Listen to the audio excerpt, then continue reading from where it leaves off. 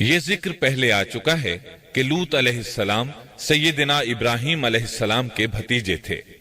سیدنا لوط علیہ السلام کے باپ کا نام ہاران تھا، جو تارخ یعنی آزر کے بیٹے تھے۔ اللہ تعالیٰ نے لوط علیہ السلام کا پورے قرآن میں 27 بار ذکر کیا ہے۔ یہ ذکر 14 سورتوں میں متفرق مقام پر آیا ہے۔ آپ کا والد آپ کے بچپن ہی میں فوت ہو گیا تھا، اس لیے آپ نے اپنے دادا آزر کے گھر اپنے چچا ابراہیم علیہ السلام کے ہاں پرورش پائی۔ یہی وجہ ہے کہ ابراہیم علیہ السلام کو ان سے بے حد محبت تھی۔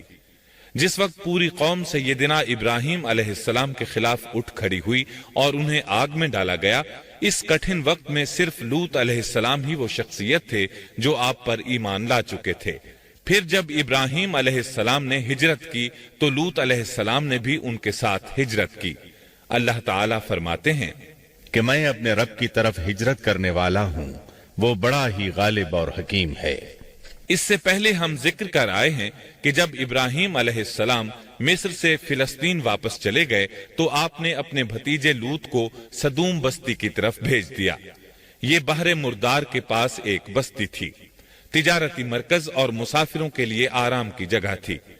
یہ کافر قوم تھی، ان میں ایک بھی مومن نہیں تھا۔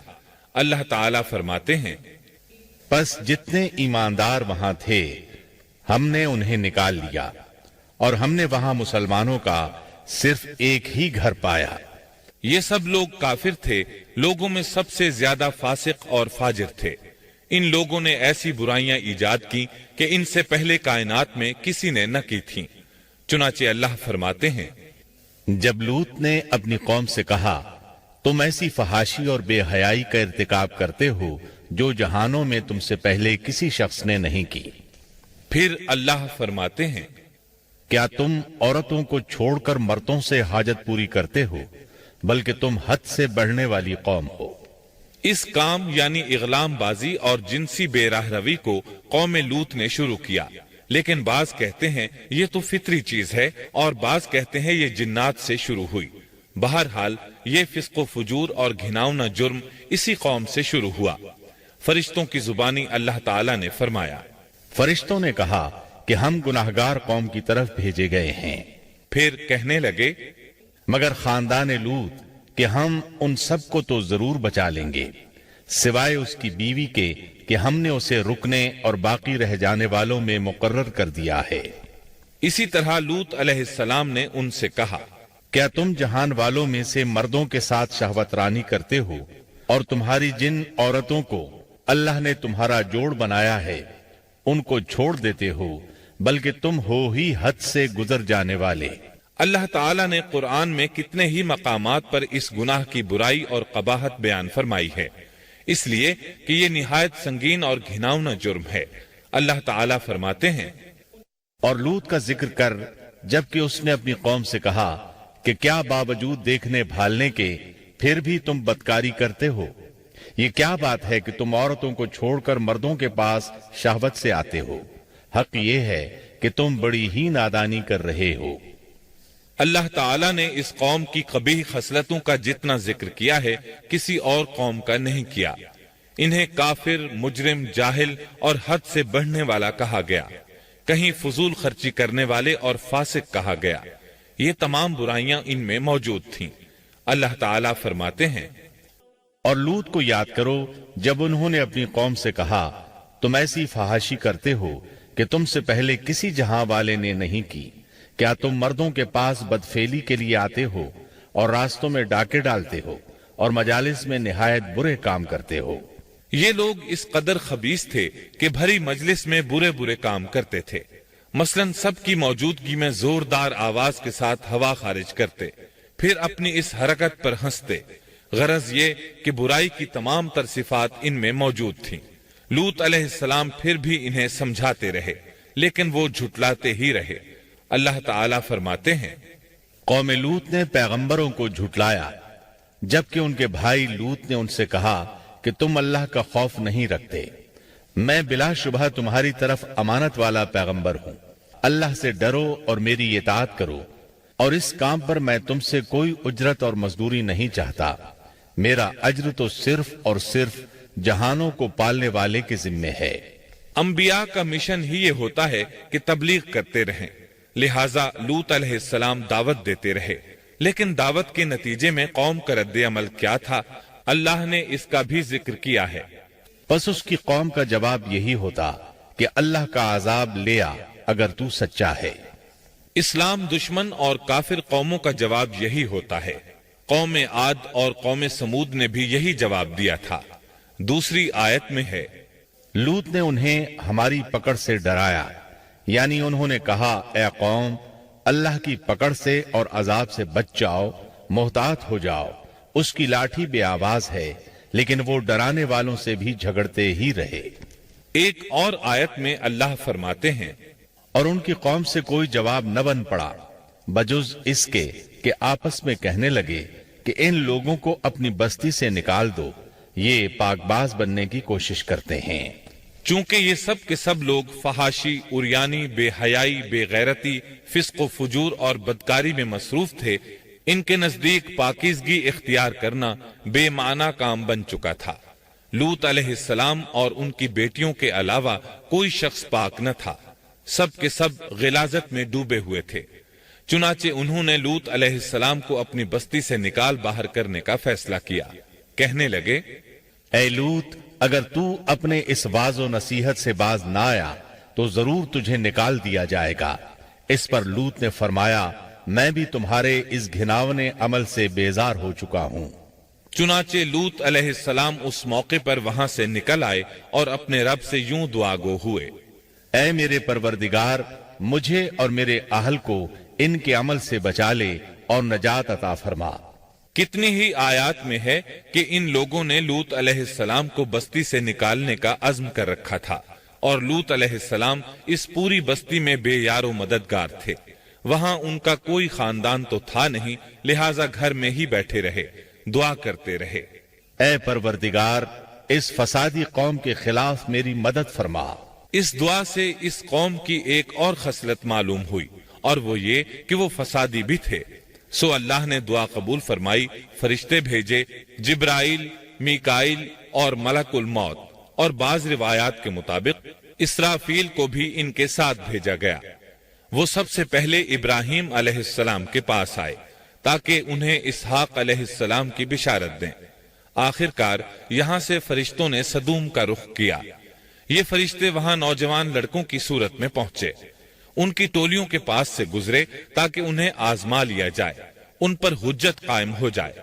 मतलब ये कि अल्लाह ताला ने फरिश्तों से कहा था कि उन लोगों को उस वक्त तक हलाक न करना जब तक कि उनके नबी को उन पर इल्जाम लगाते न देख लो।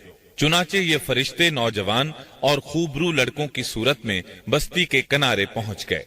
लूत अलैहिस्सलाम की एक बेटी बस्ती से बाहर किनारे पर रहती थी। जब उसने उन्हें देखा तो डर गई। उसने सोचा, हमारी कौम के लोगों ने अगर इन्हें देख लिया तो जरूर इनसे बुराई करके रहेंगे।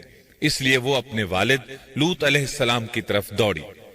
उनके पास पहुंचकर कहने लगी, मैंने चंद नौजवान लड़कों को देखा है और मैं उनके बारे में खौफजदा हूं। लूत अलैहिस्सलाम जल्दी से उनकी तरफ आए, उनसे पूछा, आप कैसे आए हैं? उन्होंने बताया, हम आपके मेहमान हैं। लूत अलैहिस्सलाम चाहते थे उन्हें बाहर ही से दूसरी तरफ रवाना कर दें, लेकिन जब उन्होंने कहा कि हम मेहमान हैं तो वो उन्हें जाने के लिए न कह सके।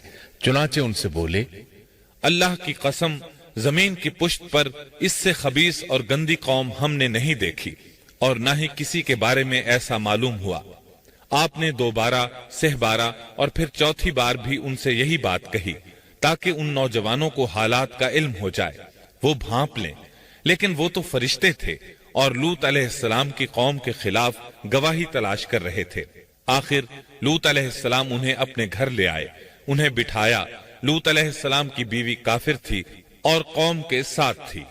वो बाहर गई और उसने लोगों को बताया कि उसने लूत अलैहिस्सलाम के घर में ऐसे खूबसूरत चेहरों वाले नौजवान देखे हैं कि जमीन पर आज तक उन जैसे कहीं नजर नहीं आए। ये सुनते ही वो सब लूत अलैहिस्सलाम के घर की तरफ लपके। कुरान करीम में आता है, लोग जल्दी से उसकी तरफ लपके और वो इससे पहले फहाशी के आदी बन चुके थे। एक जगह अल्फाज हैं, शहर के लोग खुश होते हुए आए, وہ اس حد تک فاسق اور فاجر بن چکے تھے کہ خوش ہوتے ہوئے وہاں آئے تاکہ ان خوبصورت لڑکوں سے لذت حاصل کر سکیں۔ یہ گھر کے سامنے پہنچ گئے تو لوط علیہ السلام انہیں روکنے کے لیے گھر سے نکلے۔ ان سے فرمایا، اے میری قوم، تمہاری خواہش کے لیے میری بیٹیاں موجود ہیں، یعنی قوم کی عورتیں موجود ہیں۔ نبی قوم کا باپ ہوتا ہے، اس کی بیویاں قوم کی مائیں اور قوم کی عورتیں اس کی بیٹیاں شمار ہوتی ہیں، جیسا کہ سورہ ہود میں آتا ہے۔ کہنے لگے، اے میری قوم، میری یہ بیٹیاں تمہارے لیے پاکیزگی کا باعث ہیں، لہٰذا اللہ سے ڈرو اور مجھے میرے مہمانوں کے بارے میں رسوا نہ کرو۔ کیا تم میں کوئی بھلا شخص موجود نہیں؟ آپ کی بات کے جواب میں انہوں نے کیا جواب دیا؟ قرآن مجید میں آتا ہے، کہنے لگے، لوط، تو جانتا ہے تیری بیٹیوں یعنی قوم کی عورتوں سے ہمیں کوئی سروکار نہیں، ہم جو چاہتے ہیں تمہیں خوب معلوم ہے۔ لوط کہنے لگے، کاش میرے پاس کوئی قوت ہوتی یا میں کسی مضبوط پناہ میں ہوتا۔ لوط علیہ السلام کے پاس کچھ بھی تو نہیں تھا، صرف ان کی اپنی بیٹیاں ان پر ایمان لائی تھیں، یہاں تک کہ ان کی بیوی بھی کافر تھی۔ بخاری اور مسلم کی روایت ہے، نبی کریم صلی اللہ علیہ وسلم نے فرمایا، اللہ تعالیٰ لوط پر رحمت فرمائے، وہ اللہ تعالیٰ کی طرف پناہ لیتے تھے۔ مفسرین کا کہنا ہے کہ لوط علیہ السلام کے بعد اللہ نے جو نبی بھیجا وہ کسی اونچے خاندان اور قبیلے کا چشم و چراغ ہوتا تھا جو اس کی حفاظت کرنے کے قابل ہوتا تھا۔ لوط علیہ السلام کے ساتھ کوئی مددگار نہیں تھا۔ ایک دوسرے مقام پر اللہ تعالیٰ فرماتے ہیں، اور شہر کے لوگ خوش ہوتے ہوئے آئے۔ لوط نے کہا، یہ میرے مہمان ہیں، مجھے رسوا نہ کرو، اللہ سے ڈرو اور مجھے ذلیل نہ کرو۔ انہوں نے کہا، کیا ہم نے تجھے جہان والوں کے بارے میں منع نہیں کیا؟ یعنی انہوں نے آپ کو تبلیغ وغیرہ سے بھی روک دیا تھا۔ لوط نے کہا، اگر خواہش پوری کرنا چاہتے ہو تو میری بیٹیاں یعنی قوم کی عورتیں موجود ہیں، ان سے کر لو۔ اے پیغمبر، تیری عمر کی قسم، وہ لوگ اپنی مدہوشی میں مست تھے۔ اللہ تعالیٰ نے کسی انسان کی عمر کی قسم نہیں کھائی سوائے نبی کریم صلی اللہ علیہ وسلم کے، اور یہ اعزاز آپ کے شرف، عزت اور تکریم پر دلیل ہے۔ اب ان لوگوں نے گھر میں داخل ہونے کی تیاری کر لی۔ ادھر لوط علیہ السلام نے اپنے تینوں مہمانوں کی طرف دیکھا۔ آپ ان کے لیے فکر مند تھے، لیکن وہ یہ دیکھ کر حیران ہوئے بغیر نہ رہے کہ وہ تینوں بالکل بے فکر بیٹھے تھے۔ اس وقت کی کیفیت اللہ تعالیٰ نے قرآن مجید میں یوں بیان فرمائی ہے، تم لوگ تو کچھ انجان سے معلوم ہو رہے ہو۔ اس پر وہ کہنے لگے، ہم تو تیرے پاس وہ فیصلہ لائے ہیں جس میں اس قوم کو شک تھا، اور ہم تیرے پاس حق لے کر آ چکے ہیں، اور بے شک ہم سچے ہیں۔ سورۃ العنکبوت میں اللہ تعالیٰ فرماتے ہیں، فرشتوں نے کہا، اے لوط، نہ ڈر اور غم نہ کھا، یقیناً ہم تجھے اور تیرے اہل کو سوائے تیری بیوی کے نجات دیں گے، وہ پیچھے رہ جانے والوں میں سے ہوگی۔ ہم اس بستی والوں پر ان کے گناہوں کے سبب آسمان سے عذاب نازل کرنے والے ہیں۔ انہوں نے یہ بھی کہا، کہنے لگے، اے لوط، ہم اللہ کے بھیجے ہوئے فرشتے ہیں، یہ لوگ تجھ تک نہ پہنچ پائیں گے، یعنی تجھے تکلیف نہیں پہنچا سکیں گے۔ پھر ان میں سے ایک شخص نے اندر داخل ہونے کی کوشش کی۔ جبریل اٹھے، انہیں ایک ایسی ضرب لگائی کہ تمام کے تمام اوندھے ہو گئے۔ اس بارے میں اللہ کا فرمان ہے، انہوں نے لوط کو اس کے مہمانوں کے بارے میں پھسلانے کی کوشش کی تو ہم نے ان کی آنکھیں مٹا ڈالی۔ اللہ تعالیٰ سورۃ القمر میں فرماتے ہیں، پس میرا عذاب اور ڈرانا چکھو۔ وہ دھمکیاں دینے لگے اور واپس جاتے ہوئے کہنے لگے، ہم تجھ سے کل نبٹ لیں گے۔ انہوں نے سزا محسوس بھی کر لی، لیکن پھر بھی توبہ نہ کی۔ اس وقت فرشتوں نے کہا، یقیناً ان کے وعدے کا وقت صبح کا ہے، اور کیا صبح بالکل قریب نہیں؟ صبح تک انہیں مہلت مل گئی۔ فرشتوں نے کہا، اے لوط، اپنے اہل کو رات کے حصے میں لے کر نکل جا، اور ان کے پیچھے پیچھے تو چل، اور تم میں سے کوئی پیچھے مڑ کر نہ دیکھے، اور جہاں تمہیں حکم ہو چلے جاؤ۔ اور ہم نے اسے وہ فیصلہ سنا دیا کہ صبح ہوتے ہی اس قوم کی جڑ کاٹ دی جائے گی۔ اسی طرح اللہ تعالیٰ سورۃ الشعراء آیت 170 اور 171 میں فرماتے ہیں، ہم نے اسے اور اس کے تمام اہل کو نجات دی سوائے اس کی بیوی کے جو پیچھے رہنے والوں میں سے تھی۔ سورۃ القمر میں اللہ تعالیٰ فرماتے ہیں، تمام ہلاک ہو گئے سوائے لوط کی آل کے، انہیں ہم نے صبح سحری کے وقت یعنی رات کے آخری حصے میں نجات دی، یہ ہمارا احسان تھا اور اسی طرح ہم شکر گزاروں کو بدلہ دیتے ہیں۔ چنانچہ لوط علیہ السلام نکل کھڑے ہوئے، ان کے ساتھ ان کی صرف 2 بیٹیاں تھیں، وہ بستی سے نکل گئے۔ پھر صبح ہوئی، روشنی پھیلنے لگی تو عذاب آ گیا، اور صبح سویرے ہی انہیں ٹھہرنے والے عذاب نے آ لیا، پس تم میرے عذاب اور ڈرانے کا مزہ چکھو۔ یہ عذاب کیسا تھا؟ جبریل علیہ السلام آئے، اپنا پر زمین کے نیچے داخل کیا، اس مکمل بستی کو اکھیڑا اور آسمان کی طرف اٹھا کر لے گئے۔ کہا جاتا ہے کہ فرشتوں نے اس بستی کے مرغوں کی اذان اور کتوں کے بھونکنے کی آوازیں سنی اور لوگوں نے فرشتوں کی تسبیح سن لی۔ جبریل علیہ السلام نے ایک چیخ ماری، سب بجھی ہوئی آگ کی طرح ہو گئے، پھر مکمل بستی کو پکڑ کر الٹا دیا، ہر ایک کے لیے آسمان میں پتھر تیار تھا، بہرحال اس کو زمین پر دے مارا۔ اللہ تعالیٰ سورہ ہود میں فرماتے ہیں، پس جب ہمارا حکم آیا تو ہم نے اس کا اوپر والا حصہ نیچے کیا اور ان پر کنکریلے پتھر برسائے جو تہ بتہ تھے، تیرے رب کی طرف سے نشاندار تھے اور وہ ان ظالموں سے کچھ دور نہیں تھے۔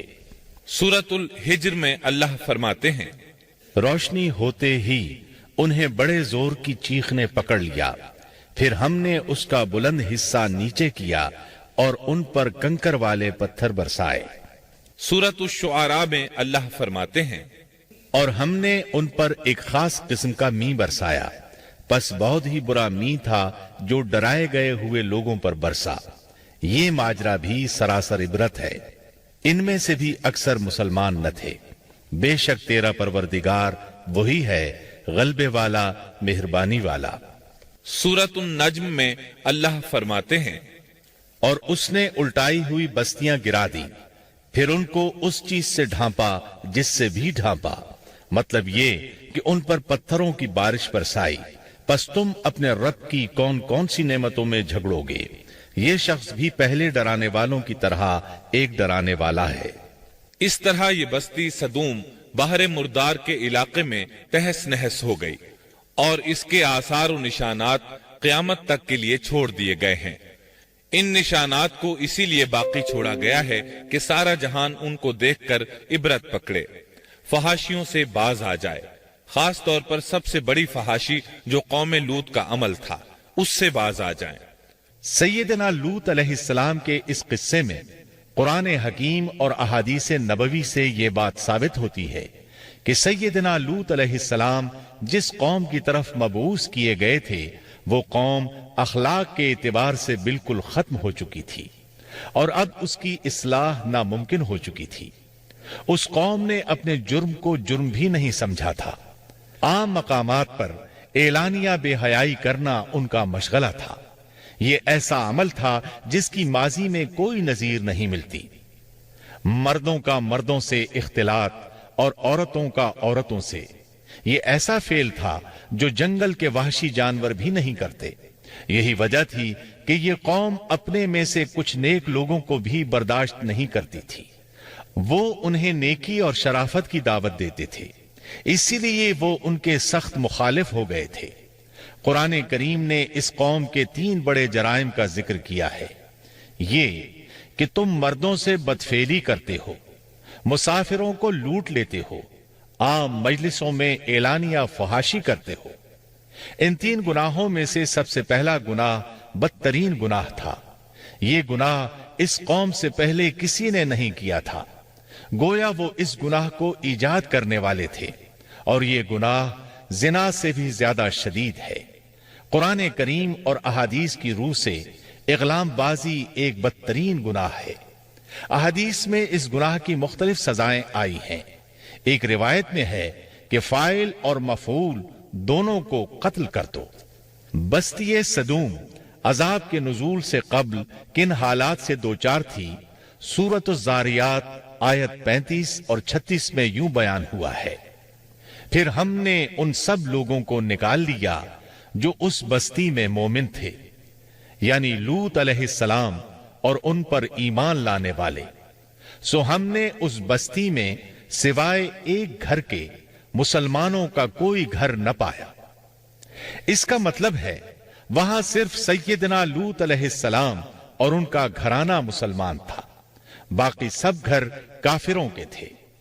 اللہ تعالیٰ کسی قوم کی مکمل تباہی کا فیصلہ اس وقت تک نہیں کرتے جب تک کہ اس قوم میں کچھ قابل لحاظ بھلائی موجود ہو، مگر جب قوم کا حال یہ ہو جائے کہ اس میں بھلائی آٹے میں نمک کے برابر بھی باقی نہ رہے، تو ایسی صورت میں اللہ کا قانون یہ ہے کہ نبی اور اس پر ایمان لانے والوں کو اپنی قدرت خاص سے کسی نہ کسی طرح بچا لیا جاتا ہے، اور باقی لوگوں کے ساتھ وہی معاملہ کیا جاتا ہے جو ہوش مند تاجر اپنے ٹوکرے کے گلے سڑے پھلوں کے ساتھ کرتا ہے۔ اچھے پھل ان میں سے نکال لیتا ہے اور سڑے ہوئے باہر پھینک دیتا ہے۔ عذاب کے بعد اللہ تعالیٰ نے اس شہر کے کھنڈرات کے بارے میں سورۃ الزاریات آیت 37 میں یوں فرمایا ہے، اس عذاب کے بعد ہم نے وہاں بس ایک نشانی ان لوگوں کے لیے چھوڑ دی جو دردناک عذاب سے ڈرتے تھے۔ اس نشانی سے مراد بحیرہ مردار ہے۔ اس کا جنوبی علاقہ آج بھی ایک عظیم تباہی کے آثار پیش کر رہا ہے۔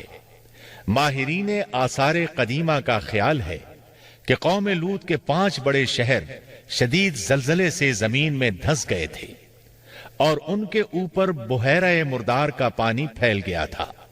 اس خیال کی وجہ یہ بتائی جاتی ہے کہ بحیرہ مردار کا وہ حصہ جو اللسان نامی جزیرے کے جنوب میں واقع ہے وہ صاف طور پر بعد میں پیدا ہوا ہے، اور قدیم بحیرہ مردار کے جو آثار اس جزیرے کے شمال میں نظر آتے ہیں وہ جنوب میں پائے جانے والے آثار سے بالکل مختلف ہیں۔ ماہرین آثار قدیمہ نے اس سے یہ بات اخذ کی ہے کہ جنوب کا حصہ پہلے اس بحیرہ کی سطح سے بلند تھا، بعد میں زلزلے سے دھنس کر زمین کے نیچے چلا گیا۔ اس دھنسنے کا زمانہ بھی 2000 برس قبل مسیح کے قریب معلوم ہوتا ہے، اور یہ زمانہ تاریخ کے اعتبار سے سیدنا ابراہیم علیہ السلام اور سیدنا لوط علیہ السلام کا زمانہ ہے۔ 1965 عیسوی میں آثار قدیمہ کی ایک امریکی ٹیم کو اللسان جزیرے پر ایک بہت بڑا قبرستان ملا۔ اس میں 20,000 سے زائد قبریں تھیں۔ اس سے اندازہ ہوتا ہے کہ قریب ہی کوئی بڑا شہر آباد تھا۔ اس لیے عین ممکن ہے کہ جس شہر کا یہ قبرستان ہے وہ بحیرہ میں غرق ہو چکا ہو۔ بحیرہ کے جنوب میں جو علاقہ ہے اس میں اب بھی ہر طرف تباہی کے آثار موجود ہیں، اور زمین میں گندھک، رال، کول تار اور قدرتی گیس کے اتنے بڑے ذخائر پائے گئے ہیں کہ ان کو دیکھ کر یقین ہو جاتا ہے کہ کسی وقت بجلیوں کے گرنے سے یا آتش فشاں کا لاوا نکلنے سے یہاں آگ پھٹ پڑی تھی۔ اللہ تعالیٰ سورہ ہود کی آیت 83 میں ارشاد فرماتے ہیں، پتھراؤ کا یہ عذاب آج بھی ظالموں سے دور نہیں۔ مطلب یہ کہ جو قوم اس قوم کی طرح ظلم اور بے حیائی پر جم جائے وہ اپنے آپ کو اس جیسے عذاب سے دور نہ خیال کرے۔ لوط علیہ السلام کے حالات اور واقعات قرآن کریم کی روشنی میں آپ نے سنے۔